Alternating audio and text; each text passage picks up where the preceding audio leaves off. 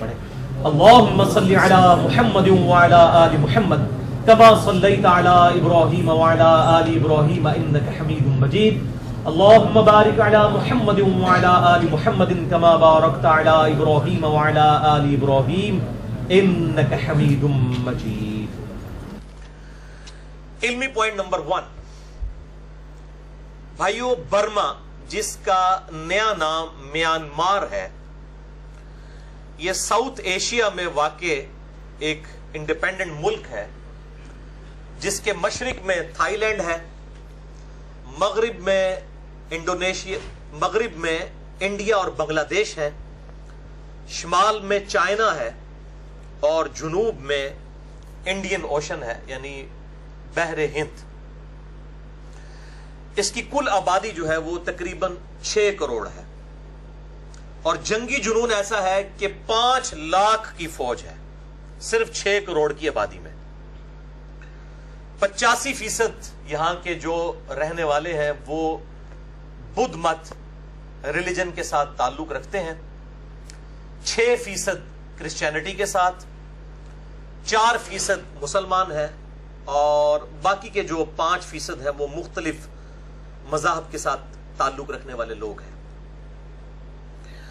इसी म्यांमार यानी बर्मा का एक सूबा है अराकान, जहां पर रोहिंग्या नस्ल के मुसलमान आबाद हैं, लेकिन इनका ओरिजिनल जो मुल्क है वो है बांग्लादेश।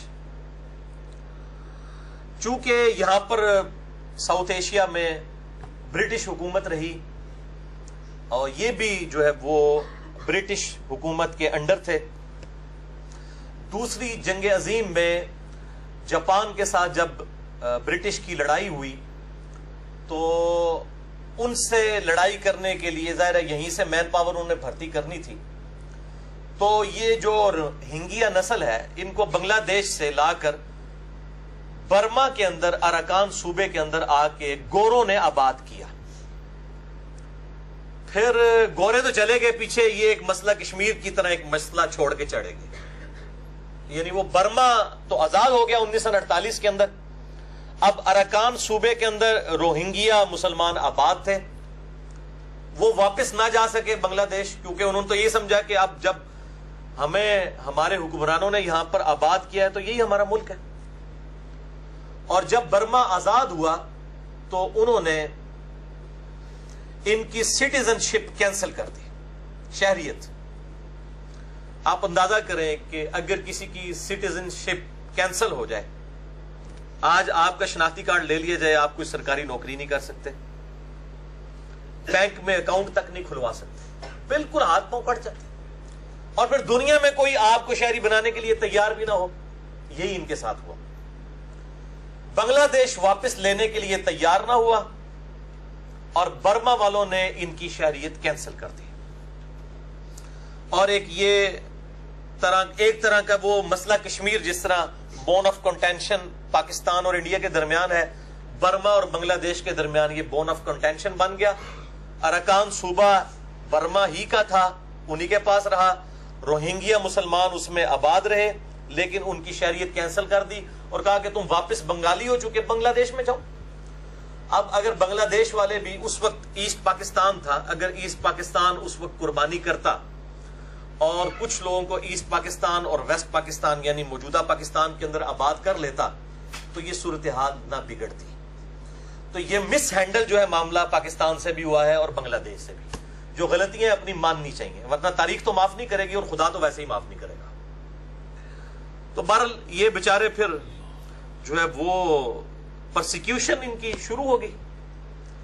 1962 के अंदर वहां पे फौजी डिक्टेटर ने हुकूमत संभाल ली और 50 साल तक, ऑलमोस्ट 2011 तक 50 साल तक वहां पर मार्शल्ला रहा फौजी हुकूमत। और एक फौजी हुकूमत और ऊपर से एंटी मुस्लिम हुकूमत। तो फिर जो कुछ उन्होंने मुसलमानों के साथ किया इन 50 सालों के अंदर, कत्लेआम किया, लाखों की तादाद के अंदर मुसलमान कत्ल किए। और इन 50 सालों में ये कोई बर्मा का इशू अब नहीं उठा है, ये तो 1962 से चल रहा है। اب ذرا میڈیا کی برکت سے اور خصوصاً سوشل میڈیا جو نعمت ہے اس کی برکت سے یہ چیزیں عام ہوئی ہیں، ورنہ تو الیکٹرانک میڈیا بھی اس کا ذکر کبھی نہ کرے.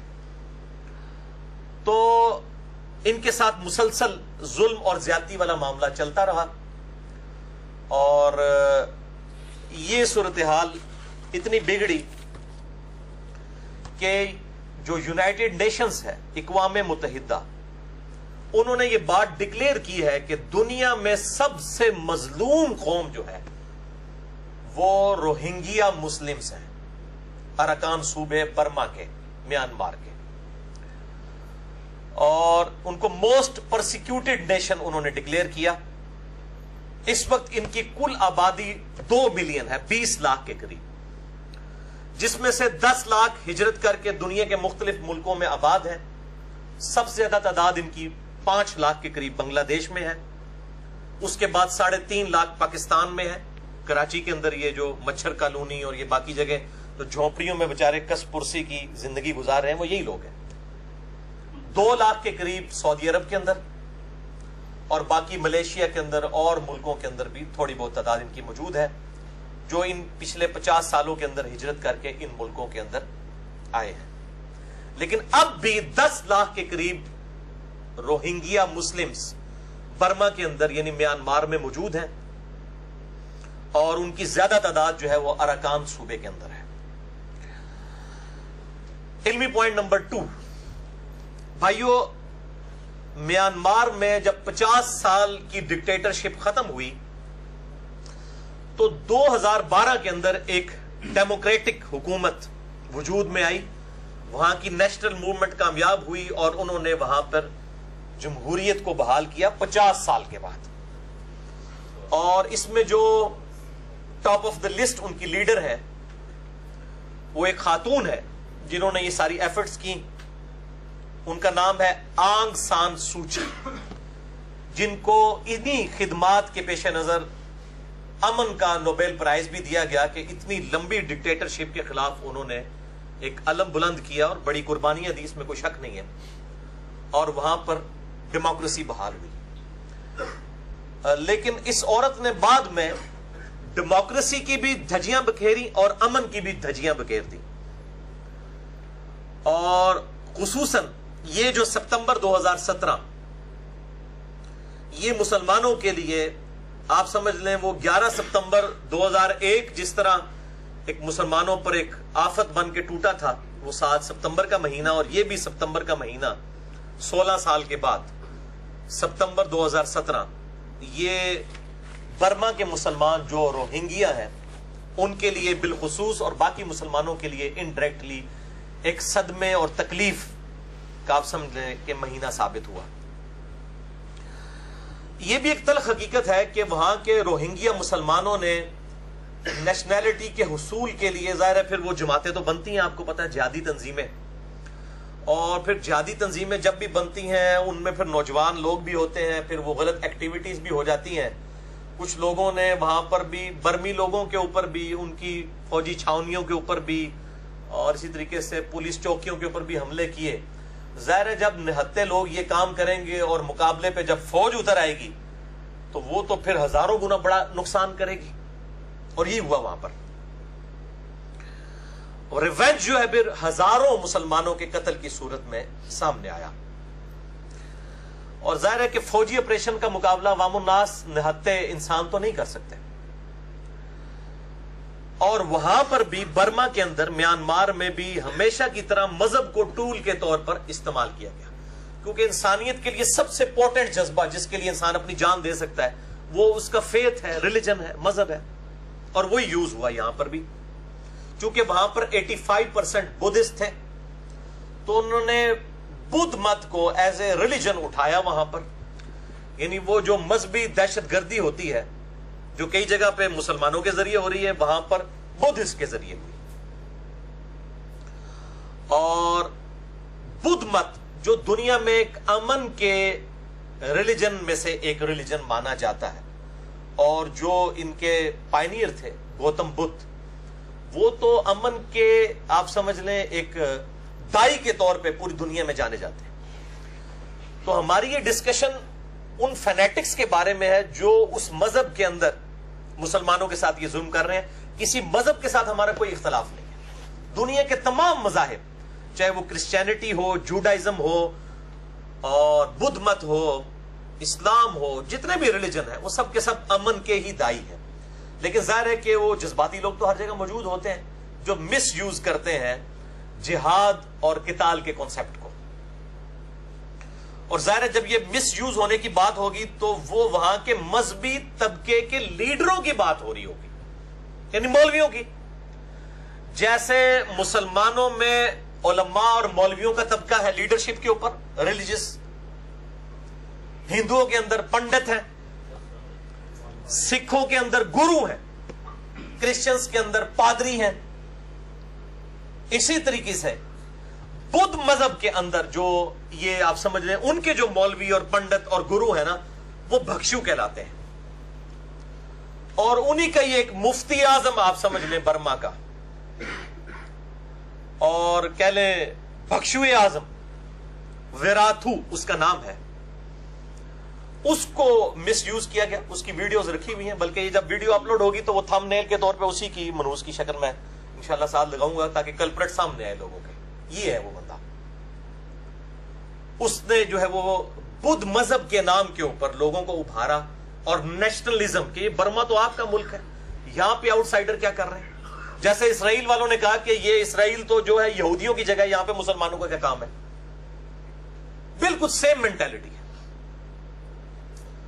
और इस किस्म के मामला मुसलमान भी करते हैं। बिल्कुल मुसलमान कोई कुछ सुथरी और धुलाई हुई कोई नेशन नहीं है। हम लोग भी ऐसी हरकतें करते हैं। जहां मुसलमानों का दाव चलता है, मुसलमान भी इस किस्म की गलत एक्टिविटीज करते हैं। हम तो यहां पे बिल्कुल इंसाफ के साथ बात करेंगे। खा किसी मुसलमान का नाहक कत्ल हो, खा किसी इंसान का, किसी भी मजहब से ताल्लुक रखने वाला है, हम उसको कंडेम करते हैं। तो उन्होंने ये प्ली ली, चूंकि वो वेजिटेरियन है यानी सब्जी खोर है हिंदुओं की तरह, बुद्ध मत भी, उनके नजदीक जो है जानवरों का शिकार करना मना है। और मुसलमान गोश्त खोर भी हैं, ज़ाहिर है वेजिटेरियन भी हैं, गोश्त खोर भी हैं। तो वो कहते हैं जी मछलियों का शिकार करना, ये तो मछलियों को कत्ल करते हैं मुसलमान, इसलिए मुसलमानों का कत्ल भी जायज है। ये उन्होंने वो मजहबी प्ली लेनी शुरू की। और बिल्कुल उसी तरीके से जिस तरीके से इंडिया के अंदर गाय की कुर्बानी के ऊपर पाबंदी है और हिंदुओं के हाथों मुसलमानों का कत्लेआम होता है कई जगहों के अंदर। गुजरात शहर के अंदर किस किस्म के फसादात हुए। और यहां पर वो जो उनकी आप समझ लें सियासी लीडर भी हैं और मुल्क की हुक्मरान आंग सान सूची, उन्होंने भी मजहब को यूज किया। और फिर उनकी तसल्ली के लिए हमारे पड़ोसी मुल्क इंडिया से मोदी सरकार, जो प्राइम मिनिस्टर है इस वक्त सिटिंग गवर्नमेंट के, वो उनकी मदद करने और हौसला अफजाई के लिए पहुंच गए कि जी मुसलमानों को कत्ल करो, यानी हमारा और तुम्हारा मिशन जो है वो एक ही है। हम भी गाय की कुर्बानी करने पे मुसलमानों को मारते हैं, तुम भी, बिल्कुल तुम्हारा और हमारे रिलीजन में ये चीज कॉमन है। तुम भी वेजिटेरियन हो, हम भी वेजिटेरियन है। तो चूंकि ये वेजिटेरियन होना हमारा कॉमन है, लिहाजा इस चीज को यूज किया जाए और मुसलमानों को मारा जाए। अब जो आंग सान सूची है, इसको नोबेल प्राइज अमन का मिला हुआ है, लेकिन इस वक्त ये एक दहशतगर्द औरत बन चुकी है। और मुसलमान पूरी दुनिया के अंदर प्रोटेस्ट कर रहे हैं जी, इससे अमन का नोबेल प्राइज वापस लिया जाए। ये गैर मुस्लिमों से जो हम ये भीख मांग रहे हैं कि इससे नोबेल प्राइज वापस लिया जाए, पहले हम सऊदीया वालों से कहते हैं कि इससे बड़ा जो बदमाश है मोदी, जिसने हजारों मुसलमानों को कत्ल किया है इंडिया के अंदर, उसको सऊदी हुकूमत ने सबसे बड़ा सऊदीया का सिविल अवार्ड दिया था आज से 3 साल पहले। और सिर्फ मैं एक मुसलमान मुबल्लिग था जिसने ओपनली ऑन एयर जो है इसकी मुखालफत की थी। तो पहले सऊदीया वाले मोदी से वो अवार्ड वापस लेना, फिर आप लोग शक्लें दिखाएं। यहां पे जो सऊदीया के भी एजेंट उलमा फिर रहे होते हैं, मैं नाम लिए बगैर कहता हूं कि अल्लाह के बंदो, जो तुम ये कह रहे हो ना कि नोबेल प्राइज वो वापस लें, पहले आप अपने बुजुर्ग बाबों से जिनसे चंदे लेते हो ना, इनको समझाओ कि तुम लोग तो मुसलमान हो, तुम तो अवार्ड वापस ले सकते हो ना। पहले अपनी मंडी थले से डंडा फेरो, बाद में तो आप बाद में किसी को कुछ कहेंगे। पहले आप जो कर सकते हैं आपके इख्तियार में, वो तो आप करें ना, तो पता चल जाएगा आप मुसलमानों के लिए कितने मुखलिस हैं। तो آنگ سان سوچی سے بھی نوبل پرائز واپس لیے تھے. اس سے پہلے سعودیہ والے جو مسلمان حکومت ہے, اور میں یعنی دنیا میں 2 ملکوں کو سمجھتا ہوں کہ یعنی اسلام کو پریکٹس کرنے کے اعتبار سے ٹاپ آف دا لسٹ ملک, نمبر 1 سعودیہ, دوسرے نمبر پہ ایران, اور تیسرے نمبر پہ Pakistan. Top of the list ملکوں میں سے بھی ٹاپ آف دا لسٹ ہے سعودیہ. اگر وہ ایوارڈ مودی سے واپس نہیں لیتا تو پھر سعودیہ والوں کو کوئی حق نہیں پہنچتا, نہ ان کے یہاں پر نمائندوں کو, کہ وہ کہیں جی کہ وہ سوچی سے جو ہے نوبل پرائز واپس لیا جائے. علمی پوائنٹ نمبر 3, یہ اب 3 اور 4 جو ہے ہم عام مسلمان کیا کریں, یہ اس ٹاپک پہ ہے. کیونکہ سورۃ الحجرات کی آیت نمبر 10 ہے, اعوذ باللہ من الشیطان الرجیم, بسم اللہ الرحمن الرحیم, انما المؤمنون اخوہ, مومنین تو سوائے اس کے کچھ نہیں ہے کہ آپس میں بھائی بھائی ہیں. دنیا میں جہاں کہیں بھی کوئی اہل اسلام مومن ہے وہ آپس میں دوسرے مومن کا بھائی ہے. اور صحیح بخاری اور صحیح مسلم کی متفق علیہ حدیث ہے, انٹرنیشنل نمبرنگ کے مطابق صحیح بخاری میں 6011, صحیح مسلم میں 6586, اور مشکات میں بھی موجود ہے 4953. آپ صلی اللہ علیہ وآلہ وسلم نے ارشاد فرمایا, تم مومنوں کو آپس میں باہم رحمت اور مہربانی کرنے والے اور محبت اور تعاون کرنے والے پاؤ گے. یہ اللہ کے محبوب صلی اللہ علیہ وآلہ وسلم کا فتویٰ ہے, رحمت للعالمین کا فتویٰ ہے, امام کائنات کا فتویٰ ہے صلی اللہ علیہ وآلہ وسلم. اور پھر ساتھ ہی فرمایا, اور ان کو ایک جسم کی مانند پاؤ گے. جب جسم کے کسی عضو کو تکلیف ہوتی ہے تو پورا جسم بیداری میں گزارتا ہے اور اس تکلیف کو محسوس کرتا ہے. یعنی صرف دانت میں درد ہو رہا تو صرف یہ نہیں کہ رات کو دانت جاگ رہا ہوتا ہے, پورا جسم جاگ رہا ہوتا ہے, آنکھیں بھی نہیں سوتی. یہ حال ہونا چاہیے مسلمانوں کا, دوسرے مسلمانوں کی تکلیف کو دیکھ کر, سن کر. بھائیو, اس کانٹیکسٹ میں سب سے پہلا اور سب سے بڑا کام کرنے کا ہے رجوع اللہ. مسلمانوں کو ہر معاملے میں اللہ ہی کی طرف رجوع کرنا چاہیے. صحیح مسلم میں حدیث ہے, انٹرنیشنل نمبر کے مطابق 6929, مشکات میں بھی ہے 2228, کہ آپ صلی اللہ علیہ وآلہ وسلم نے فرمایا, مسلمان بھائی کی اپنے بھائی کی غیر موجودگی میں کی ہوئی دعا قبول ہوتی ہے. یعنی ہم یہاں پہ موجود ہیں, ان کے لیے تو غیر موجود ہے نا, برما کے مسلمانوں کے لیے ہماری دعا ان کے حق میں قبول ہوتی ہے.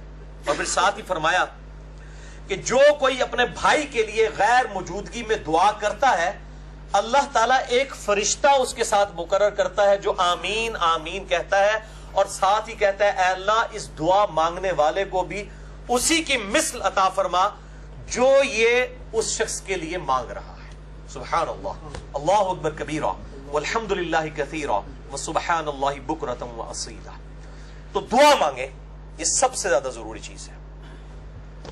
اسی کانٹیکسٹ میں قنوت نازلہ بھی پڑھی جائے, جو صحیح بخاری اور مسلم میں درجنوں احادیث ہیں کہ آپ صلی اللہ علیہ وآلہ وسلم کفار کے ظلم و ستم کے خلاف کئی دن تک آپ نے ہر فرض نماز کی آخری رکعت میں رکوع کے بعد ہاتھ اٹھا کر دعائے ضرر فرمائی ہے, قنوت نازلہ پڑھی ہے. ایک قنوت وتر ہے جو عشاء کی نماز میں ہوتا ہے, وہ رکوع سے پہلے ہوتا ہے ہاتھ باندھ کر, یہ قنوت نازلہ ہے. تو ہماری یہاں پہ کئی جہادی تنظیمیں عرصہ دراز سے ماشاءاللہ فل پریکٹس میں ہے قنوت نازلہ پڑھنے کی, تو انہی کو چاہیے کہ اب میدان عمل میں اتریں اور ان لوگوں کے خلاف بھی قنوت نازلہ پڑھیں جو برما کی, میانمار کی فوج مسلمانوں کے ساتھ کر رہی ہے. دعائیں اور اذکار ان کا بھی اہتمام کیا جائے. اور سب سے بہترین وظیفہ جو صحیح بخاری میں حدیث ہے انٹرنیشنل نمبر کے مطابق 4563, کہ جب ابراہیم علیہ السلام کو آگ میں پھینکا جانے لگا تو انہوں نے پڑھا تھا حسبنا اللہ ونعم الوکیل, ہم نے اللہ ہی پر بھروسہ کیا اور وہی بہتر کارساز ہے. اور اسی حدیث میں ہے کہ ابن عباس کہتے ہیں کہ تمہارے نبی علیہ السلام بھی مشکل اور پریشانی میں یہی پڑھتے تھے حسبنا اللہ و نعم الوکیل۔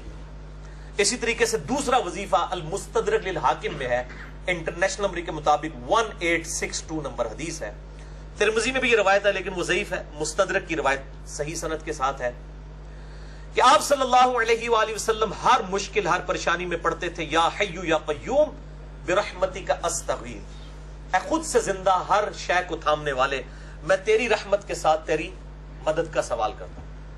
الف کے ساتھ پڑھیں گے تو سنگولر کا صیغہ ہوگا استغیث، اور نون کے ساتھ نستغیث تو یہ جمع کا صیغہ ہوگا، دونوں درست ہے، استغیث بھی اور نستغیث بھی۔ اور تیسرا وظیفہ جامعہ ترمذی میں انٹرنیشنل نمبر کے مطابق 3505 ہے کہ نبی علیہ السلام فرماتے ہیں کہ جو شخص بھی یونس علیہ السلام کی دعا کے ساتھ اللہ کی طرف متوجہ ہوا اللہ اسے کبھی محروم نہیں لوٹاتا۔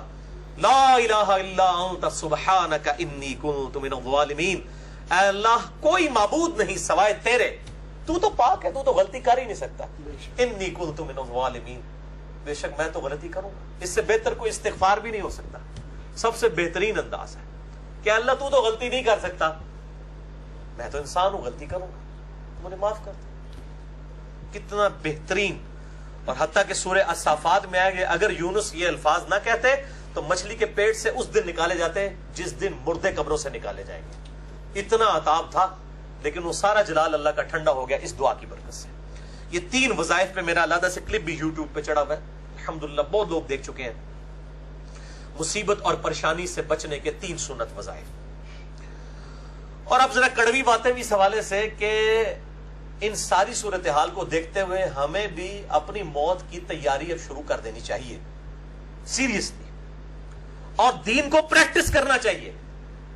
غلامی رسول میں موت بھی قبول ہے، داڑھی قبول نہیں ہے، فجر کی نماز جماعت سے قبول نہیں ہے کیونکہ مشکل کام ہے۔ موت والا تو معاملہ آسان ہے، ہم نے کون سی جا کے جان دینی ہے، نہ ہمارے اباء اجداد نے دی نہ ہم نے دینی ہے، تو لہٰذا ایئر کنڈیشن کمرے میں بیٹھ کے نعرہ لگا لو، یا باہر نکل کے روڈ کے اوپر نعرہ لگا لو اور ویڈیو بھی آ جائے گی، بس اس سے زیادہ کچھ نہیں۔ لیکن دین پہ چلنا تو روزانہ موت پہ چلنا ہے، روزانہ پولیس رات سے گزرنا ہے، ایک مومن مرد کا داڑھی رکھنا اور ایک عورت کا چہرے کا نقاب کرنا، اور نمازوں میں استقامت اختیار کرنا اور حلال اور حرام کی تمیز کرنا، یہ تو روزانہ پولیس رات پہ چلنا ہے۔ تو اللہ اور اس کے رسول کو تو الحمدللہ مان ہی رہے ہیں عز و جل و صلی اللہ علیہ وآلہ وسلم، اللہ اور اس کے رسول کی بھی مانے، صرف کو مانے نا، کی بھی مانے، پھر کام بنے گا۔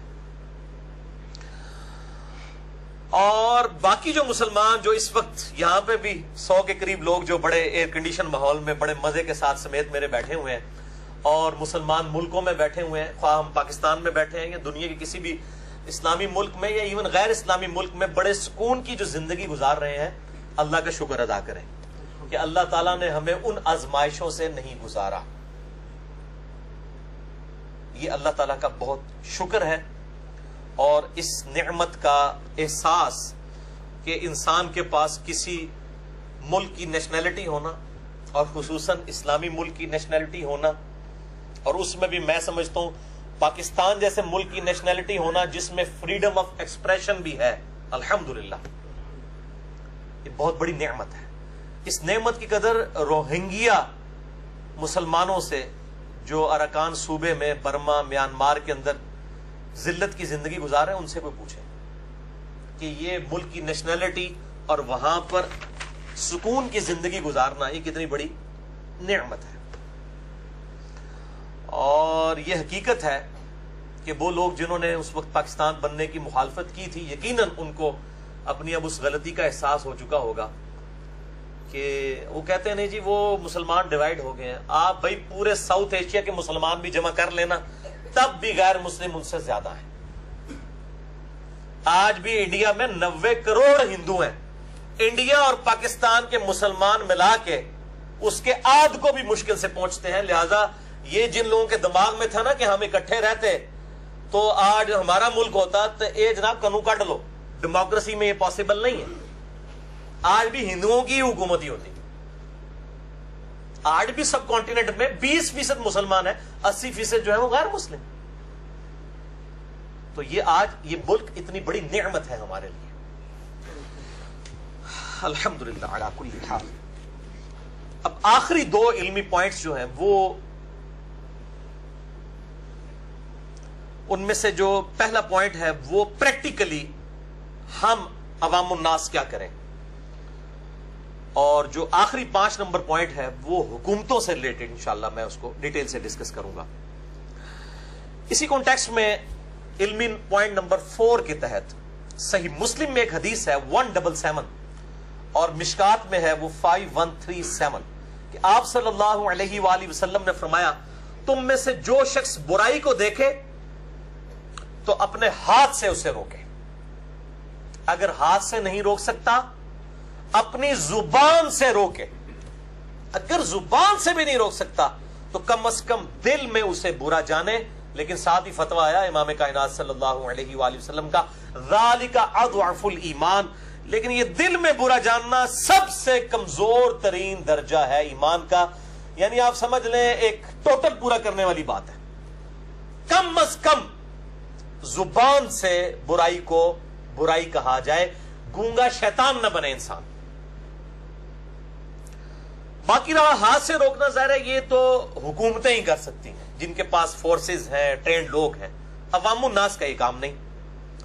اب زبان سے کیا ذرائع ہو سکتے ہیں، اس میں مجھے بڑی خوشی ہوئی کہ اس وقت top of the list Pakistan میں جس جماعت نے آپ سمجھے کہ حق ادا کیا ہے اس پروٹیسٹ کا، اور کل بھی یعنی ہمارے کیپٹل سٹی اسلام آباد کے اندر جماعت اسلامی کے امیر خود بھی آئے اور انہوں نے پروٹیسٹ ریکارڈ کیا. الحمدللہ وہاں پہ انہوں نے تقریر بھی کی. تو یہ اس قسم کے پروٹیسٹ پلے کارڈز اٹھا کے ہونے چاہیے. میں بالکل اس چیز کے حق میں نہیں ہوں کہ یہ احتجاج جو ہے وہ تخریب کاری بن جائے، یا ٹائر جلائے جائیں، یا پتلے نظر آتش کیے جائیں، یا کسی ملک کا جھنڈا نظر آتش کیا جائے. یہ بالکل غیر اخلاقی حرکات ہیں. یہ بالکل اس قسم کے کام نہیں ہونے چاہیے. پلے کارڈز اٹھائیں، تقاریر کریں، لوگوں کو ایجوکیٹ کریں. اور یہ پروٹیسٹ صرف مسلمانوں کے قتل عام کے خلاف نہیں ہونا چاہیے. جہاں کہیں بھی کوئی انسان کسی بھی مذہب سے تعلق رکھنے والا اس کے ساتھ ظلم ہو رہا ہے، مسلمانوں کو اس کے حق کے لیے کھڑا ہونا چاہیے. ہمارے پڑوسی ملک کے اندر کتنے سکھوں کو قتل کیا گیا، کتنے کرسچنز کو انڈیا کے اندر قتل کیا گیا. ان مواقع کے اوپر بھی مسلمانوں کو ضرور بولنا چاہیے. اگر ہم اپنے آپ کو امن کا دائی اور ریلیجن آف پیس سمجھتے ہیں تو واقعی پھر ہمیں امن کے لیے بولنا چاہیے، کیونکہ یہ اسلام جو ہے یہ پوری انسانیت کے لیے. وَمَا أَرْسَلْنَاكَ إِلَّا كَافَّةً لِلنَّاسِ بَشِيرًا وَنَذِيرًا. اور اے محبوب صلی اللہ علیہ وآلہ وسلم ہم نے آپ کو نہیں بھیجا مگر ڈر سنانے والا پوری انسانیت کے لیے. وَمَا أَرْسَلْنَاكَ إِلَّا رَحْمَةً لِلْعَالَمِينَ. اور ہم نے آپ کو نہیں بھیجا مگر سارے جہان والوں کے لیے رحمت بنا کر، صلی اللہ علیہ وآلہ وسلم. اور آپ دیکھ لیں میں الحمدللہ اس معاملے میں منصف مزاج ہوں. یہ پچھلے دنوں جو واقعہ ہوا بارسلونا اسپین میں، نہتے انسانوں ٹورسٹ کے اوپر جب وین دوڑائی گئی تو میری الحمدللہ ویڈیو لاکھوں لوگوں تک پہنچی ہے. میں نے سب سے پہلے کنڈیم کیا کہ دہشت گردی خواہ مسلمانوں کی طرف سے ہو یا غیر مسلموں کی طرف سے، غلط کام بالکل غلط ہے. بلکہ میں نے یہ ارادہ کیا کہ یہ آج کی گفتگو اور وہ والا جو میرا 21 منٹ کا کلپ ہے جس کو فرحان بھائی 183 مسئلہ بنا کے نا انشاءاللہ الگ سے اپلوڈ کریں گے تاکہ یہ دونوں گفتگو ایک جگہ پہ کمبائنڈ ہو جائیں انشاءاللہ تعالی. بہرحال یہ جو آج کی گفتگو ہے اس کو ہم علیحدہ ہی رکھیں گے. 183 مسئلہ جو ہے وہ ہمارے کمپلیٹ لیکچرز والا جو یوٹیوب کا چینل ہے میرے نام پہ انجینئر محمد علی مرزا اس پہ اپلوڈ ہوگا. لیکن جو شارٹ کلپ والا چینل ہے اس پہ ہم صرف آج کی گفتگو جو روہنگیا مسلمانوں سے ریلیٹڈ ہے اس کو اپلوڈ کریں گے. اسی طریقے سے جتنی این جی اوز ہیں، نان گورنمنٹ آرگنائزیشنز جو فنڈز اکٹھا کر رہی ہیں ان کا تعاون کریں ان کے ساتھ. اور اس میں جو رجسٹرڈ لوگ ہیں جیسے جماعت اسلامی والوں کی الخدمت فاؤنڈیشن ہے، اسی طریقے سے عیدی ویلفیئر والے ہیں، ان کو ضرور فائنینشلی سپورٹ کیا جائے. اور حکومت بھی جو فنڈ ریزنگ کرتی ہے اس میں حکومت کا بھی ساتھ دیا جائے. لیکن یہ جو آج کل کچھ پرائیویٹ تنظیمیں جو ہے وہ مجاہدین بھرتی کر رہی ہیں جہاد کو پرائیویٹائز کرنے کے لیے، ان کے اوپر کڑی نظر رکھی جائے اور ان کی بالکل کوئی مدد نہ کی جائے. اور مجھے تو بڑی اب خوشی ہوئی ہے, ہمارے جیسے لوگ تو سال ہر سال سے یہ چیخ رہے تھے کہ جہاد پرائیویٹائز نہیں ہونا چاہیے. ایک گورنمنٹ کے اندر گورنمنٹ کی اجازت سے صرف گورنمنٹ کے انڈر جو فوج ہے اس کا کام ہے کہ وہ جہاد اور قتال کا معاملہ کرے. جہاد پرائیویٹائز ہونا ہی نہیں چاہیے. اور الحمدللہ آج اب تو ہماری وزارت داخلہ اور وزارت خارجہ کی طرف سے بھی بالکل اسٹیٹ کی پالیسی آ چکی ہے کہ یعنی جو جہاد ہے یہ پرائیویٹائز نہیں کیا جائے گا, اور نان اسٹیٹ ایکٹرز جتنے ہیں ان کو ڈسکریج کیا جائے گا. اسی طریقے سے عام مسلمان سوشل میڈیا, یوٹیوب, فیس بک, واٹس ایپ کے ذریعے بھی اپنی آواز زبان کے ذریعے جہاد کر سکتے ہیں. اور یہ بات یاد رکھیں کہ اس وقت پوری دنیا کے انسانوں کی نظریں مسلمانوں پہ جمی ہوئی ہیں. یہ نہ ہو کہ ہم ایک رو میں بہہ کر گالی گلوچ پر اتر آئیں, دوسرے جو مذاہب کے لوگ ہیں ان کی جو لیڈرشپ پہ جو ان کی بزرگ ہستیاں ہیں, خواہ وہ جھوٹے معبود ہی ہیں, ان کے بارے میں کوئی نیگیٹو کامنٹس پاس کریں یا کوئی تخریبی کام کریں ٹائر جلا کے یا پتلے جلا کے. یہ کام نہیں ہونے چاہیے. پلے کارڈز تک رہیں اور علمی اصلاح کریں, گالی گلوچ سے بچ کر. اور میں اپنی طرف سے نہیں کہہ رہا, سورۃ الانعام کی آیت نمبر 108 ہے, 108, وَلَا تَسُبُّوا الَّذِينَ يَدْعُونَ مِن دُونِ اللَّهِ, مت گالی دو ان لوگوں کو, ان کو کہ جن کو پکار رہے ہیں کافر اللہ کو چھوڑ کر, جن بتوں کو, جن ہستیوں کو اللہ کو چھوڑ کر پکار رہے ہیں ان کو گالی مت دو. فَيَسُبُّ اللَّهَ عَدْوًا بِغَيْرِ عِلْمٍ, کہیں ایسا نہ ہو کہ وہ بغیر علم کے اللہ کو گالیاں دینا شروع کر دیں. تم ان کے جھوٹے معبودوں کو بھی گالیاں مت دو. گالی دینے کی اجازت نہیں ہے. باقی کسی کی علمی غلطی, کسی کے ریلیجن کی غلطی علمی طریقے سے ہائی لائٹ کرنا یہ بالکل ٹھیک ہے, لیکن گالی گلوچ والا, نیگیٹو الفاظ والا معاملہ نہیں ہونا چاہیے. تو اسلام جو ہے یہ کنفرنٹریشن جو ہے, محاذ آرائی, اس کو پسند نہیں کرتا. اس سے دعوت کا راستہ رک جاتا ہے. البتہ دہشت گردی کے خاتمے کے لیے ظاہر ہے کہ وہ کنفرنٹریشن بعض اوقات آرمڈ کنفلکٹ, تلوار بھی اٹھانی پڑتی ہے, لیکن وہ بھی حکومتوں کا کام ہے. ایک بہترین طریقے کے ساتھ اور ایک مینیجیبل مینر کے ساتھ یہ معاملات ہونے چاہیے, الل ٹپ اور ایٹ رینڈم نہیں ہونے چاہیے. اور اسلام ہی تو اس کا بانی ہے. اسلام نے رومن اور پرشین امپائر کو اکھاڑ کے پھینکا, اور پوری دنیا میں جو مذہبی جبر تھا کہ انسان انسان کے سامنے جھکتا تھا اور تلوار کی نوک کے اوپر لوگوں کو کلمہ پڑھوایا جاتا تھا اپنے مذہب کا, اس چیز کی اسلام نے سب سے پہلے مخالفت کی اور مذہبی جبر کو ختم کیا. یہ رومن اور پرشین امپائر جو ختم ہوئی ہیں, یہ اسلام دور جدید کا خالق ہے. میں اس کے اوپر کافی دفعہ ڈسکشن کر چکا ہوں. اور روہنگیا مسلمانوں پر یہ جو ظلم ہوا, اس کے ریسپانس پہ جو مسلمان دنیا میں سامنے آئے, تو ایک سائلنٹ میسج پوری دنیا کے مسلمانوں نے دیا ہے. چاہتے نہ چاہتے ہوئے ایک خاموش پیغام دنیا کے مسلمانوں کی طرف سے پوری دنیا کو گیا ہے, اور ایک دوسرے کے پاس بھی گیا ہے پیغام کہ اب وقت آ گیا ہے کہ مسلمان فرقہ واریت کو 3 طلاقیں دے کر اور 4 تکبیریں پڑھ کے دفنا دیں. دنیا میں کہیں ڈسکشن نہیں ہو رہی ہے کہ جو یہ روہنگیا کے مسلمان ہیں ان کا فرقہ کون سا ہے. کتنی خوشائن بات ہے. سب کے سب, خواہ سنی ہو, خواہ شیعہ ہو, خواہ اہل حدیث ہو, شافعی ہو, مالکی ہو, حنبلی ہو, اثنا عشری کوئی بھی ہو, سب کے سب مسلمانوں کے حقوق کے لیے, روہنگیا مسلمانوں کے حقوق کے لیے کھڑے ہیں. کسی نے اس ڈیٹیل میں نہیں گیا کہ انہوں کا فرقہ کون سا ہے, اور اللہ کا شکر ہے نہیں گیا الحمدللہ. ورنہ اگر اس شکل میں پڑ جاتے تو ظاہر ہے کہ پھر تو معاملہ بگڑ جاتا تھا. ویسے میں آپ کو بتا دیتا ہوں کہ وہ 100% حنفی مسلمان ہے, اور ان میں بھی اکثریت بریلویوں کی ہے, اور اس کے بعد کچھ دیوبندی ہے. تبلیغی جماعت کا کافی اچھا کام ہے وہاں پہ. تو یہ میں اس لیے نہیں بتا رہا کہ اہل حدیث چندہ ہی دینا چھوڑ دیں یا شیعہ چندہ دینا چھوڑ دیں. میں صرف اس لیے بتا رہا ہوں کہ اب تو خیر ان کی سارا پروٹیسٹ سامنے آ چکا ہوا ہے نا, اب تو یہ بھاگ بھی نہیں سکتے, ورنہ تو پتہ چل جائے گا اچھا یہ تو فرقوں کو سپورٹ کر رہے تھے. تو کل کو کسی کا بھی نمبر لگ سکتا ہے, اللہ معافی دے, اللہ تعالیٰ فتنوں سے محفوظ فرمائے. تو یاد رکھیں, ایک مسلمان اب کسی دوسرے مسلمان کا گلا اگر اسلام کے نام پہ کاٹ رہا ہے سنی شیعہ اختلاف کی وجہ سے, یا اسی طریقے سے اور فرقوں کے جو اختلافات کی وجہ سے ایک دوسرے کے جو گلے مسلمان ملکوں کے اندر مسلمان کاٹتے ہیں, اب یہ غیر مسلموں کو کس منہ سے کہیں گے کہ تم ہمارے مسلمان بھائیوں کا گلے نہ کاٹو؟ اس کے لیے پہلے ضروری ہے کہ مسلمان ایک دوسرے کا علمی احترام کریں, علمی طریقے سے غلطی ضرور واضح کریں, لیکن تلوار کی دھونس کے اوپر نہیں.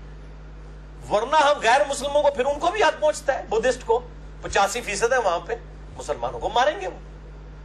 جب ہم مسلمان دوسرے مسلمان اپنے ہی ریلیجن سے تعلق رکھنے والے, بلکہ یہاں پہ تو حنفیوں میں بھی 2 اسکول آف تھاٹ ہیں انڈیا پاکستان بنگلہ دیش میں, بریلوی اور دیوبندی, ایک دوسروں سے مسجدیں چھینتے ہیں اسلحے کے زور پہ, کئی بار دونوں طرف کے علماء قتل بھی ہو جاتے ہیں. یعنی فرقہ بھی ایک ہے, حنفی فقہ کو فالو, اس کے اندر صرف 2 علماء اور 2 مدرسوں, منزل الاسلام بریلی اور دیوبند مدرسے کے نام کے اوپر جو تفریق ہوئی ہے اس کے اوپر قتل و غارت ہو جاتا ہے. تو اب یہ لوگ کس منہ سے یہ بات کر سکتے ہیں غیر مسلموں کو کہ آپ روہنگیا میں جو مسلمان ہیں ہمارے حنفی بھائی ہیں ان کو نہ ماریں؟ یہاں پہ تو حنفی بھائی خود آپس میں لڑ رہے ہیں, اور پھر ان کے اندر بھی فرقے بنے ہوئے ہیں. یعنی بریلویوں کے اندر کتنے فرقے بن چکے ہیں, کہتے ہیں ہم ایک ہیں, ایک ہے تو مسئلے کو چھینتے ہیں. دعوت اسلامی کا اپنا موڈ چل رہا ہے, ڈاکٹر طارق قادری صاحب کا اپنا چل رہا ہے, سیفیوں کا اپنا چل رہا ہے, دیوبند میں بھی آپ چلے جائیں حیاتی الگ لائن پہ ہیں, مماتی الگ لائن پہ ہیں. اس طریقے سے پھر آگے جو سپاہی صحابہ اور یہ تنظیمیں لشکر جنگی الگ لائن کے اوپر ہے, اور تبلیغی جماعت جو ہے میں سمجھتا ہوں اس پورے شر کے اندر ایک امید کی کرن ہے, وہ ایک اپنے ڈاکٹرائن کے اوپر چل رہے ہیں. تو یہ تو آپس میں فرقوں کے اندر ہم لوگ لڑائیاں کر رہے ہیں اور قتل و غارت ہوتا ہے. تو آج غیر مسلموں کو کس طرح پھر مسلمان کس منہ سے کہیں گے؟ تو یہ ایک سائلنٹ میسج تھا جو مطلب میں نے ہائی لائٹ کر دیا, اس کے بغیر یہ گفتگو جو ہے وہ نامکمل تھی. اب آخر میں علمی پوائنٹ نمبر 5 ہے جو ریلیٹڈ ہے مسلمان حکومتوں کو اس وقت کیا کرنا چاہیے اس ٹاپک کے اوپر. لیکن اس کی ڈیٹیل میں جانے سے پہلے ایک دفعہ ذوق اور شوق کے ساتھ درود شریف پڑھیں. اللہم صلی علی محمد وعلی آل محمد کما صلیت علی ابراہیم وعلی آل ابراہیم انک حمید مجید. اللہم بارک علی محمد وعلی آل محمد کما بارکت علی ابراہیم وعلی آل ابراہیم انک حمید مجید. علمی پوائنٹ نمبر 5 وہ ہے میرے بھائیوں مسلمان حکمرانوں اور حکومتوں سے ریلیٹڈ. الحمدللہ اس وقت کم از کم 56 اسلامی ملک دنیا کے اندر موجود ہیں جو فخریہ اپنے آپ کو اسلامی ملک ڈکلیئر کرتے ہیں. دنیا میں کسی بھی مذہب کے اتنے ریلیجن کے ملک نہیں ہیں جن کا آفیشل ریلیجن اسلام ہے جس طریقے سے, اس طریقے سے کرسچینٹی کے اتنے ملک نہیں ہیں, بدھسٹ کے نہیں ہیں, یہودیوں کے نہیں. یہودیوں کا تو ایک ہی اسرائیل ہے, ہندوؤں کا بھی دیکھا جائے تو ایک انڈیا ہی ہے. لیکن الحمدللہ 56 اسلامی ملک, تقریباً 200 ملکوں میں سے 1/4 سمجھ لیں کہ اسلامی ملک ہے, اور ان میں بھی کم از کم 4 جو ہیں وہ میں سمجھ رہا ہوں ٹاپ آف دا لسٹ ہے اپنی پاور کے اعتبار سے.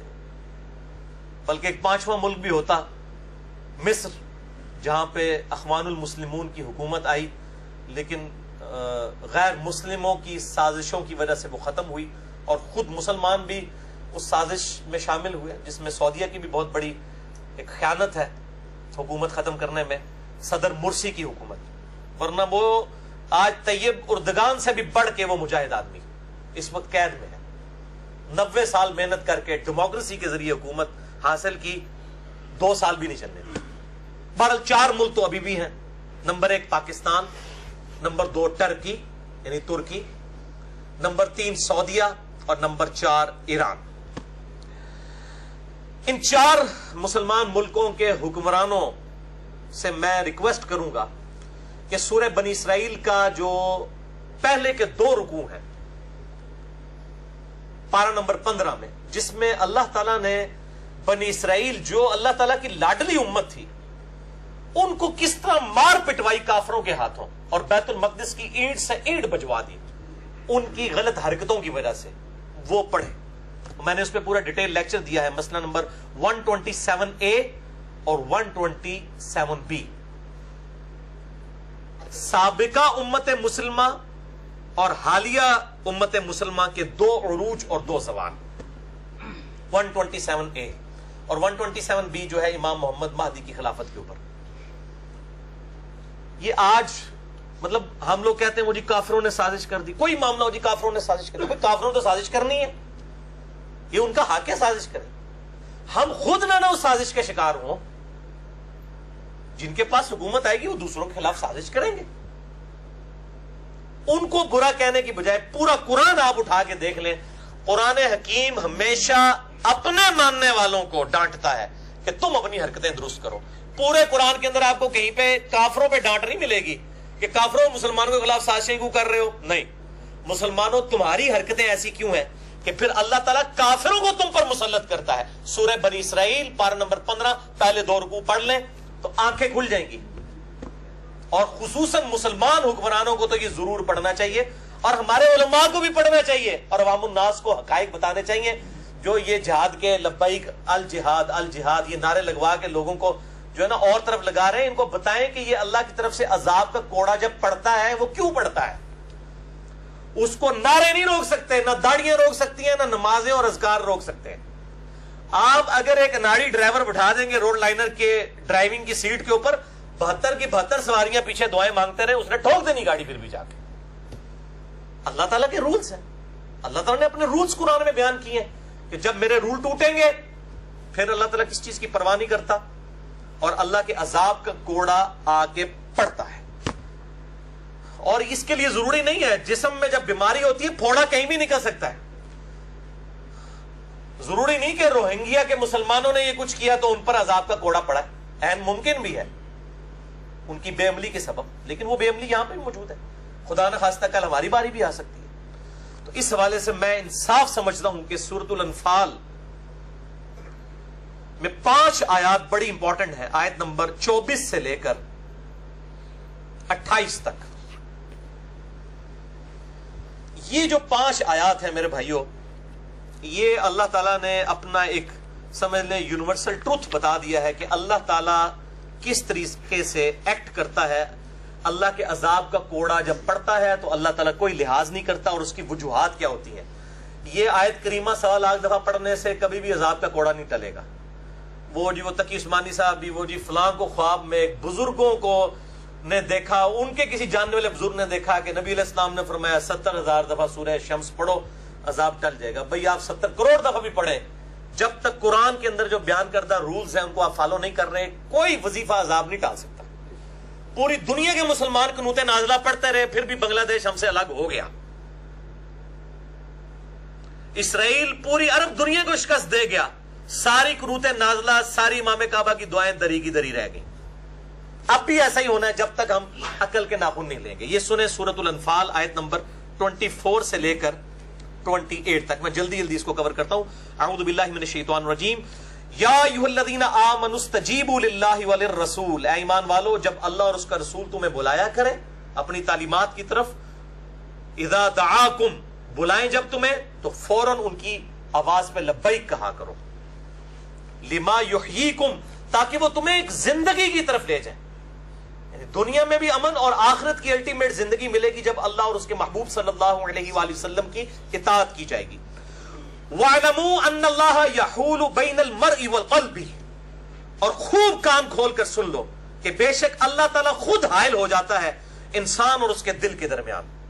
یہ بہت خطرناک معاملہ ہے. اللہ تعالیٰ کہتا ہے ہم حائل ہو جاتے ہیں، پھر پلے نہیں کوئی بات پڑتی.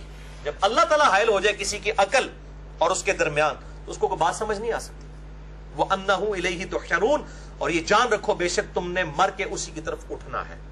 وَاتَّقُوا، اور ڈر جاؤ. یہ وہ آیت ہے، آیت نمبر 25 سورۃ الانفال.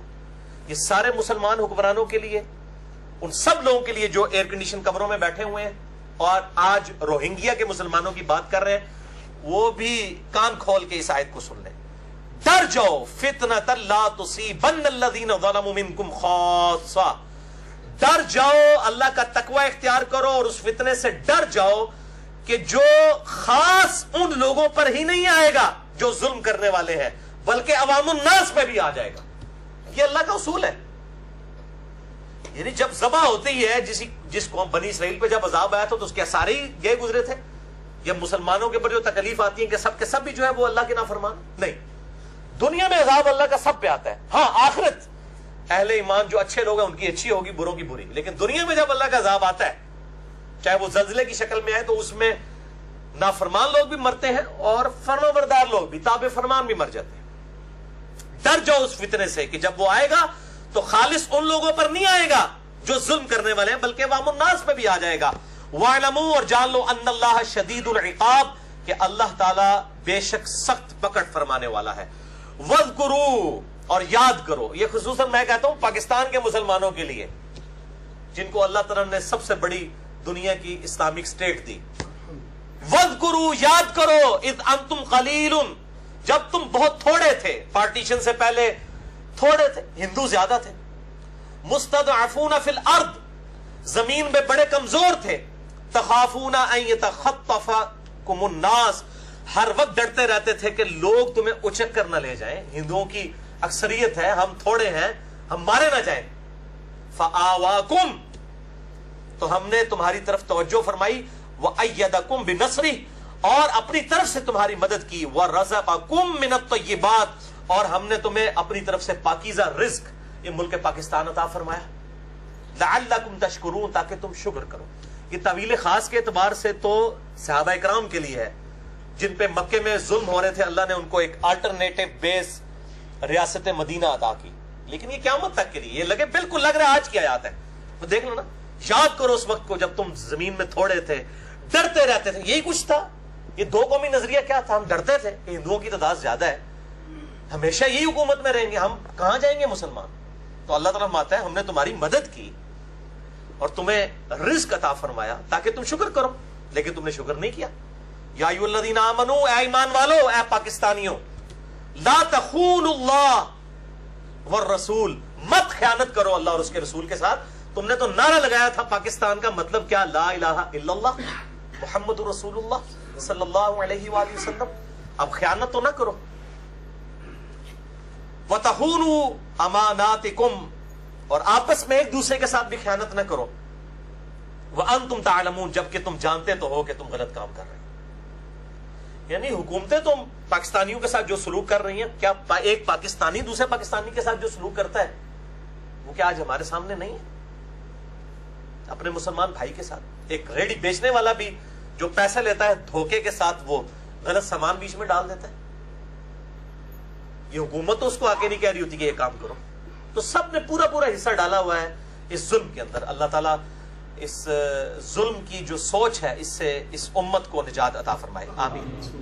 وَاعْلَمُوا، اور جان لو، اَنَّمَا الْأَمْوَالُكُمْ وَأَوْلَادُكُمْ فِتْنَةٌ، یہ مال اور تمہاری اولاد تمہارے لیے آزمائش کا ذریعہ ہے۔ اسی مال اور اولاد کے لیے لوگوں کی خیانتیں ہڑپ کر رہے ہو نا، اور اسلامی نظام کو نافذ نہیں کر رہے ہو اپنے ملک کے اندر، اور مسلمانوں کے ساتھ ظلم و زیادتی کر رہے ہو، کس کے لیے؟ اپنی اولاد کے لیے جوڑ کے جانا چاہتے ہو، مال اپنے لیے جوڑنا چاہتے ہو، یہ تو صرف دنیا کا مال ہے اور یہ فتنہ ہے، آزمائش ہے۔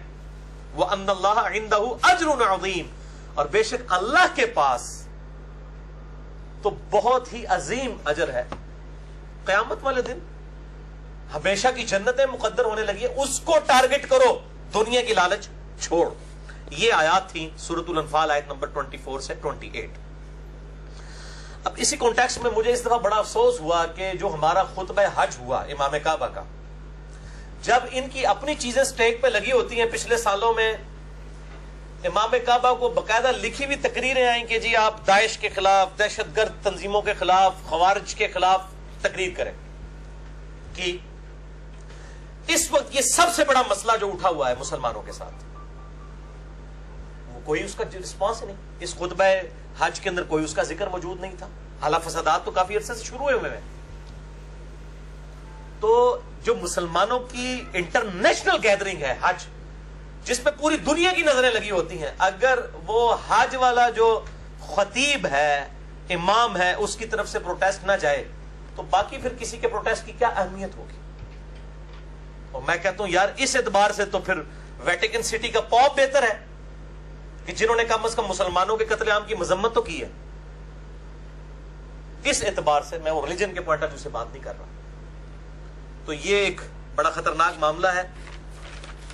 یعنی مسلمان حکومتوں کو اور مسلمانوں کے لیڈروں کو یہ چیزیں دیکھنی چاہیے. اور میں مسلمان حکمرانوں سے ریکویسٹ کروں گا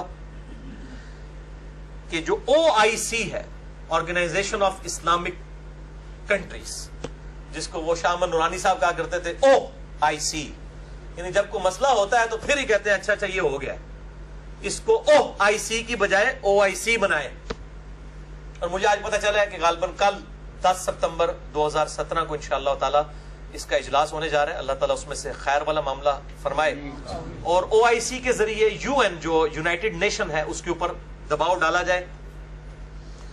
اور میں پھر یہ بات کروں گا کہ OIC میں صرف مسلمانوں کے قتل عام کی مذمت نہیں ہونی چاہیے, بلکہ دنیا میں جہاں کہیں بھی کوئی بھی انسان قتل ہو رہا ہے اس کی مذمت ہو, خواہ وہ مسلمان ہے یا غیر مسلم ہے, خواہ وہ برما میں روہنگیا ہیں, خواہ وہ کشمیر میں رہنے والے لوگ ہیں, خواہ وہ افغانستان میں ہیں, عراق میں ہیں, شام میں ہیں, فلسطین میں ہے, لیبیا میں ہے, مصر میں, جہاں کہیں بھی. اب یہ المیہ ہے کہ اکثر جگہ پہ مسلمان ہی ہیں, اور مسلمان حکمرانوں کی ذمہ داری ہے کہ سورۃ المائدہ کی آیت نمبر 32 جو ہے یہ ہر فورن کے اوپر بیان کریں اور دنیا کو بتائیں کہ اسلام ریلیجن آف پیس, امن کا دائی ہے. اعوذ باللہ من الشیطان الرجیم, بسم اللہ الرحمن الرحیم. بنی اسرائیل کے کانٹیکسٹ میں اللہ تعالیٰ یہ بات ارشاد فرما رہا ہے کہ ہم نے یہ چیز ان کے لیے بھی طے کی اور اس امت کے لیے بھی. انہو من قتل نفسا بغیر نفس, کہ جو کوئی بھی قتل کرے کسی جان کو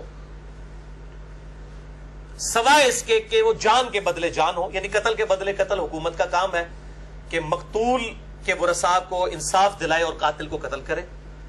او فساد فی الارض, یا فساد فی الارض کرنے والے جو لوگ ہیں ان کو قتل کرنا. یہ دو استثناء, دو ایکسیپشنز کو چھوڑ کے, یعنی قتل کے بدلے قتل, اور وہ بھی حکومت کا کام ہے.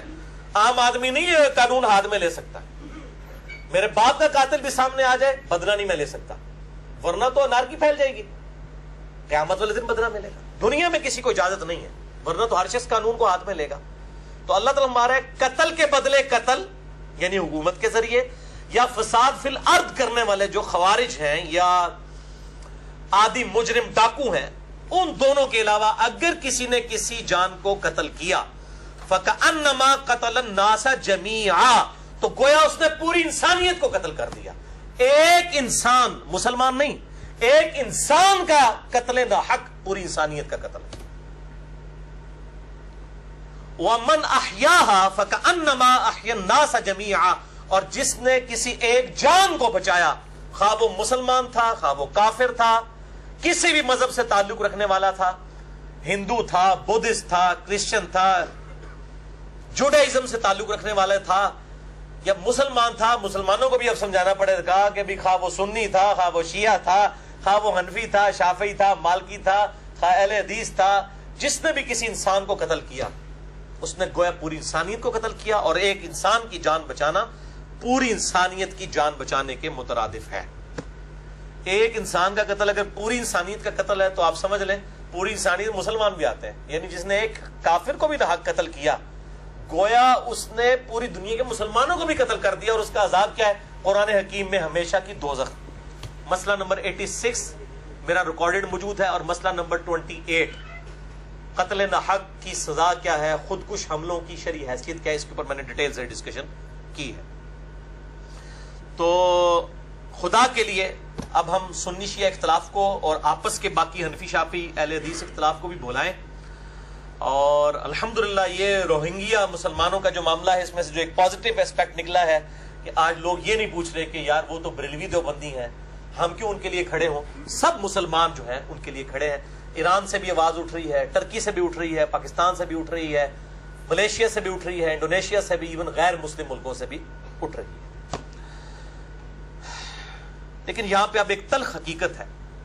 کچھ عرصہ پہلے آپ کو پتا ہے کہ سعودی حکومت نے 39 کنٹریز کا 39 ملکوں کا ایک اتحاد بنایا تھا جی، دہشت گردی کے خلاف یہ اتحاد ہے.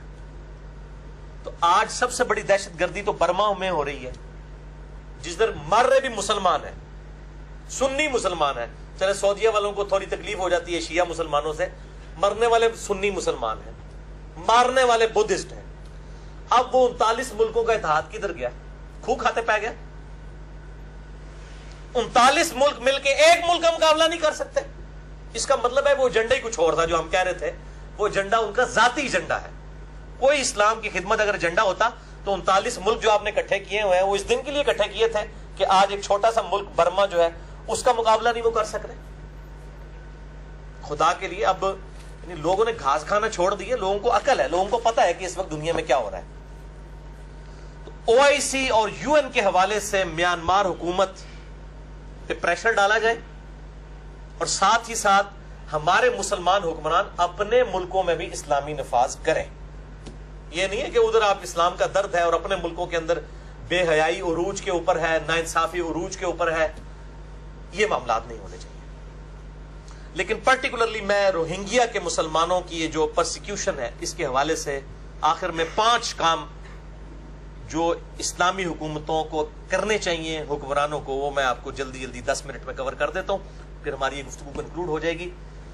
پہلا کام، جو آلریڈی روہنگیا مسلمان ملکوں میں آباد ہیں، پاکستان میں بھی 3.5 لاکھ ہیں، بنگلہ دیش میں 5 لاکھ ہیں، سب سے زیادہ بنگلہ دیش میں، سعودیہ میں 2 لاکھ کے قریب ہیں، اسی طریقے سے ملیشیا میں، باقی مسلمان ملکوں میں ہیں.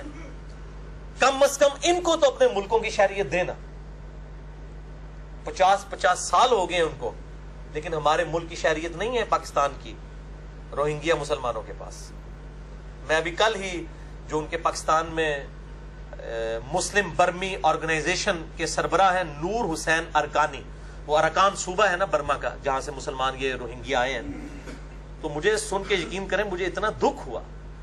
وہ کہنے لگے جی کہ نادرا والے ہمارے کارڈ ہی نہیں بنا رہے، ہمیں تو اس ملک کا شہر ہی نہیں مانتے. اب نادرا کا کارڈ نہ بنے تو آپ سمجھ لیں کہ یہ 3.5 لاکھ لوگوں کو پاکستان میں کوئی سرکاری نوکری نہیں مل سکتی. بلکہ آج کل جو دہشت گردی والے معاملات ہیں، آپ شناختی کارڈ کے بغیر سفر نہیں کر سکتے، کسی بینک میں اکاؤنٹ نہیں کھول سکتے.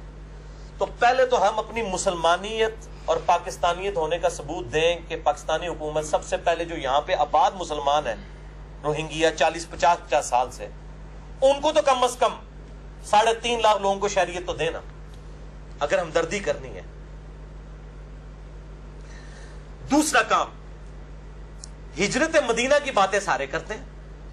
جب ہمارے ملک کے اندر جہاد کے اوپر بات کی جاتی ہے تو فوراً پورے وہ ٹی وی اینکر بیٹھ کے تو کہتے ہیں نہیں جی وہ جو نبی صلی اللہ علیہ وسلم نے صلح حدیبیہ بھی تو کی تھی نا جی، تو ہمیں کافروں کے ساتھ صلح حدیبیہ کرنی چاہیے. صرف صلح حدیبیہ ہی ہوئی ہے، میثاق مدینہ نہیں ہوا ہوا، مواخات نہیں ہوئی ہوئی ہے. اب یہ اینکر کہاں مار گئے ہیں کہ جب مہاجرین سب کچھ چھوڑ کے آگے تھے مکے سے مدینے میں، تو نبی صلی اللہ علیہ وسلم نے ایک مہاجر اور ایک انصار کو بھائی بنایا تھا نا. حتیٰ کہ اگر کسی کی 2 بیویاں تھیں تو اس نے اپنی ایک بیوی کو طلاق دے دی اور کہا کہ میرا انصار بھائی جو ہے وہ اس کے ساتھ شادی کر لے. یہ مواخات کا بھی راگ لاپے نا. یہ پیڈ قسم کے اینکر جو ٹی وی پہ بیٹھ کے باتیں کر رہے ہوتے ہیں، وہ نہیں جی صلح حدیبیہ ہے ذرا دیکھ کے چلنا چاہیے، ہم وہ نیگیٹو شرائط کے اوپر بھی صلح کر لیں. تو یہ ان کو مواخات مدینہ کیوں نہیں یاد آتا؟ آج 56 اسلامی ملک ہیں، وہ 10 لاکھ کے قریب لوگ ہیں، بانٹ لیں آپس میں، کتنے حصے آئیں گے؟ کیا یہ 56 اسلامی ملک تھوڑے تھوڑے ان میں سے مسلمان، کیونکہ ان کی شہریت کوئی نہیں ہے روہنگیا کی، یہ یاد رکھیں، نہ بنگلہ دیش ان کو لے رہے اور نہ برما والے میانمار والے ان کو شہریت دے رہے ہیں. وہ اس وقت بغیر شہریت کے اور کتنے لوگ ہیں سالہ سال سے سمندر کی کشتیوں میں وقت گزار رہے ہیں. زمین پہ پرسیکیوشن ہوتی ہے، کتنی نسلیں ان کی کشتیوں میں جوان ہو گئی ہیں. تو یہ کام کیا جائے، مواخات کی یاد تازہ کی جائے. اور اس حوالے سے جو ترکی کے صدر طیب اردگان نے، میں سمجھتا ہوں کہ مسلمانوں کی لیڈرشپ ہونے کا ثبوت دیتے ہوئے انہوں نے بنگلہ دیش گورنمنٹ کو کہا ہے کہ جتنے لوگ وہاں پہ 1-1.5 لاکھ ہجرت کر کے آئیں یا اور بھی جتنے آ رہے ہیں ان کے لیے آپ دروازے کھول دیں، ان کا سارا خرچہ جو ہے وہ ترکی کی حکومت دے گی. یہ بہت بڑی میں سمجھتا ہوں کہ ان کی قربانی اللہ تعالیٰ ان کو جزائے خیر عطا فرمائے، بلکہ انہوں نے اپنی وائف کو بھی وہاں پہ بھیجا، پناہ گزین کیمپوں کے اندر انہوں نے خود وزٹ کیا، بڑے رکت انگیز وہ مناظر ہیں۔ تیسرا کام یہ ہے کہ جو ملک میں این جی اوز ہیں رجسٹرڈ جو واقعی صحیح کام کر رہی ہیں، جیسے جماعت اسلامی کی الخدمت فاؤنڈیشن ہے یا عیدی ویلفیئر والے ہیں، ان کے ساتھ مل کے پاکستان کے اندر خصوصاً حکومت جو ہے فنڈ ریزنگ کرے ان لوگوں کی مدد کرنے کے لیے، اور باقی اسلامی ملکوں میں بھی ہر جگہ این جی اوز موجود ہیں جو صحیح این جی اوز ہیں، وہ فنڈ ریزنگ کرے اور حکومت جو ہے وہ ان کی پش پناہی کرے تاکہ فراڈیوں سے جان چھوٹے، ورنہ جناب فنڈ ریز کرنے والے مولوی آپ ہی کھا جان گے جی۔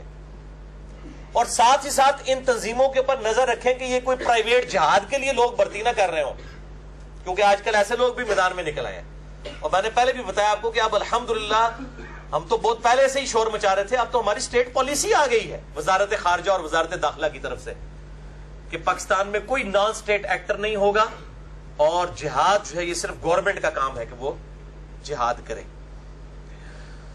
چوتھا کام، تمام اسلامی ملک اپنے ملکوں میں سے میانمار یعنی برما کے سفارت خانے ختم کریں، سفیروں کو چھٹی کروا کے گھر بھیجیں۔ جب دنیا میں 50 سے زیادہ ملکوں سے یہ فارغ ہوں گے نا تو ایک دنیا میں ہلچل مچ جائے گی، یہ کوئی چھوٹی چیز نہیں ہے۔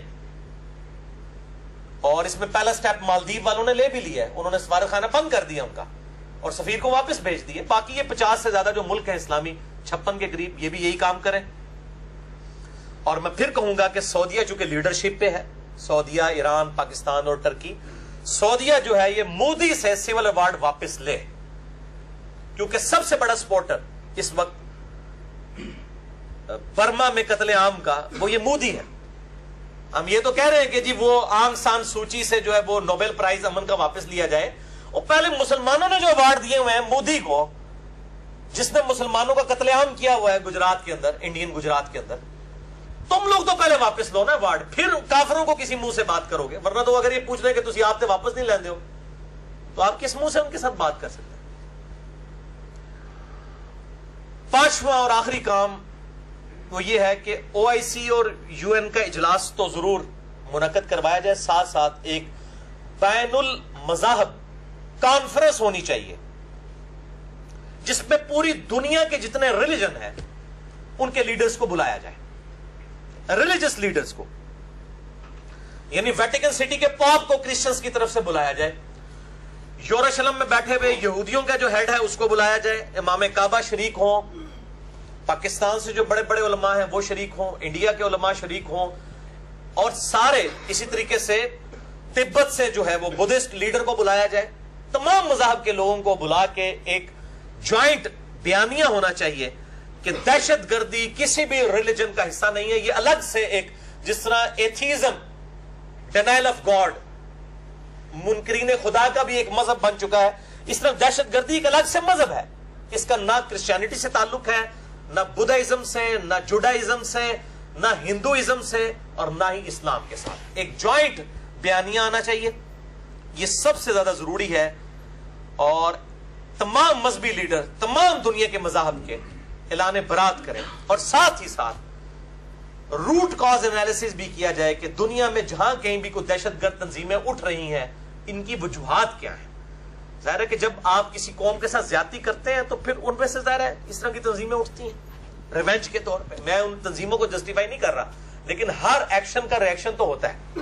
ان کازز کو بھی ختم کرنا چاہیے کہ دنیا میں مسلمانوں کی بالخصوص اور باقی لوگوں کی بالعموم پرسیکیوشن نہ ہو، نہ ہندوؤں کو نہ حق قتل کیا جائے، نہ سکھوں کو، نہ بدھسٹ کو، نہ کرسچنز کو، اور نہ ہی مسلمانوں کو۔ نہ حق کسی بھی انسان کا قتل نہیں ہونا چاہیے، اور میں آلریڈی بھی اس کے اوپر کئی دفعہ بول چکا ہوں۔ بہرحال آخر میں بات کروں گا تو اس کے بغیر تو پھر آج کی گفتگو نامکمل ہے۔ کاش آج مسلمان اتنے مضبوط ہوتے کہ ان کافروں کا ہاتھ روک سکتے ہیں، کیونکہ سب سے فوری حال تو یہی ہے کہ فوجی چڑھائی ان کے اوپر کی جاتی ہے، لیکن ظاہر ہے کہ اب مسلمان اس پوزیشن میں نہیں ہے، حقیقت بات ہے۔ پلس اب ملکوں کی باؤنڈریز بھی بن چکی ہیں، اس پوری صورتحال کے اندر یعنی دنیاوی معاملات اور ریلیجن کی جو باؤنڈریز ہیں اس کو دیکھ کے معاملات کو طے کرنا چاہیے.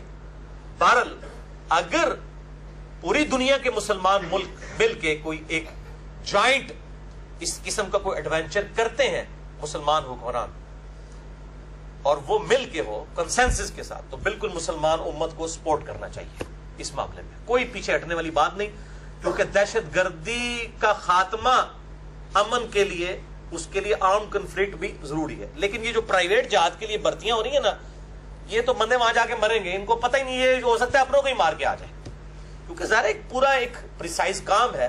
اس طریقے سے پورا اکوپمنٹس ہوتے ہیں, اور پھر معاملات کو دیکھنا ہوتا ہے, جغرافیہ ہوتا ہے. عام بندے کی کمپیٹنسی نہیں ہے کہ وہ اس طرح جا کے لڑے. باقی عام آدمی انڈائریکٹلی شامل ہے. ظاہر ہے میں پہلے بھی عرض کر چکا کہ ہم جو ٹیکسز کا پیسہ دیتے ہیں, انہی ٹیکسز کے ذریعے ہم تو ایک صابن کی ٹکیا کے اوپر بھی ٹیکس دیتے ہیں. ہم پیٹرول کی اگر 70 روپے لیٹر دے رہے ہیں, اس میں سے آدھے 35 روپے ٹیکس دے رہے ہوتے ہیں گورنمنٹ کو. انہی ٹیکسز میں سے ہمارے جو عسکری جو معاملات ہیں وہ چلتے ہیں. تو ہر بندہ جو ہے وہ اپنا حصہ ڈال رہا ہے. ظاہر ہے کہ جسم میں بھی آنکھ کا کام دیکھنا ہے, آنکھ کا کام چکھنا تو نہیں. آپ مرچ یہاں ڈال کے تو چکھ نہیں سکتے.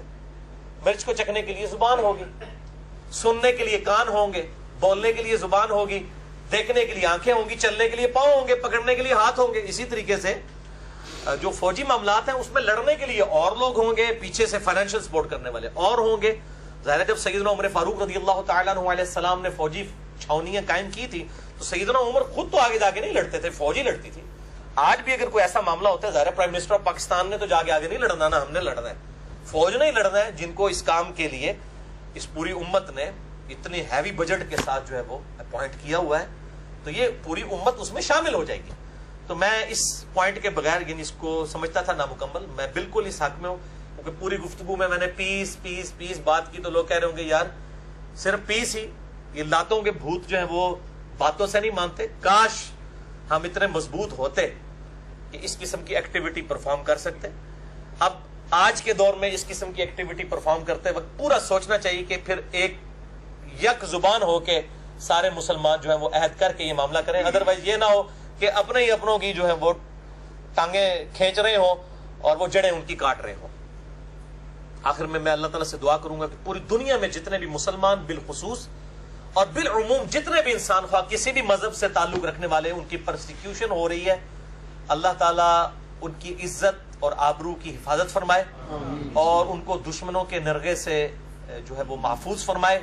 اور خصوص بالخصوص جو ہمارے برما میں, اراکان صوبے میں, میانمار کے اندر روہنگیا مسلمان ہیں, جو ان کے ساتھ معاملات اس وقت ہو رہے ہیں, اللہ تعالیٰ ان کی اس تکلیف کو جلد از جلد دور فرمائے, ان کو صبر و استقامت عطا فرمائے, اور ہمیں اپنے بھائیوں کے لیے ہر وہ ایفرٹ کرنے کی توفیق دے کہ جو اللہ اور اس کے محبوب صلی اللہ علیہ وآلہ وسلم کی منشا کے مطابق ہے.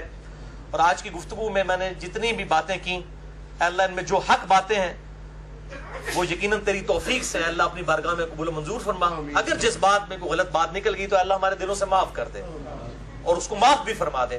ہمیں کتاب و سنت کی تعلیمات کو خود بھی اس پہ چلتے ہوئے سمجھ کر دوسرے مسلمان بھائیوں تک پہنچانے کی توفیق عطا فرمائے.